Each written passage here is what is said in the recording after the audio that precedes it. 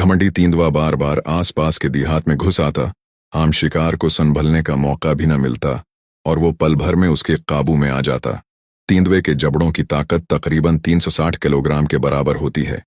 एक बार वो शिकार को मजबूती से दबोच ले तो उसके लिए छुटकारा पाना तकरीबन नामुमकिन हो जाता है। इसका शिकार करने का अंदाज निहायत तेज, सादा और जानलेवा होता है। गहरी रात की तारीकी का फायदा उठाते हुए बूढ़ा और तजर्बाकार तेंदुआ अपना जिस्म जमीन के करीब रखते हुए आहिस्ता आहिस्ता आगे बढ़ा।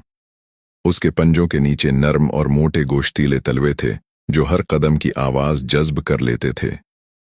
चलते वक्त उसके नाखन अंदर समटे रहते, इसलिए सूखी टहनियों या पत्थरों पर भी उसकी आहट न होने के बराबर थी।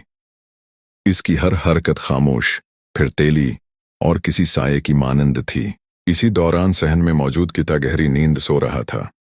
उसे करीब आती मौत का जरा भी एहसास न था, लेकिन शिकार का इस कदर बेहिस वो हरकत रहना खुद तेंदुए के लिए हैरानकुन था। बरसों के तन्हा शिकार के तजुर्बे ने उसे सिखाया था कि जंगल में गैर मामूली खामोशी अक्सर किसी खतरे की अलामत होती है।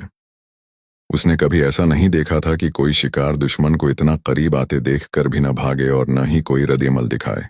तन्हा जिंदगी गुजारने वाले तेंदुए के लिए एहतियात ही बका का उसूल है। झुंड में रहने वाले शिकारी जख्मी हो जाएं तो साथ ही उनका सहारा बन जाते हैं, मगर अगर तन्हा तेंदुआ शिकार के दौरान जख्मी हो जाए तो वो शिकार करने के काबिल नहीं रहता और आखिरकार भूख से मर सकता है। उसीलिए शिकार सामने होने के बावजूद वो कभी जल्दबाजी नहीं करता।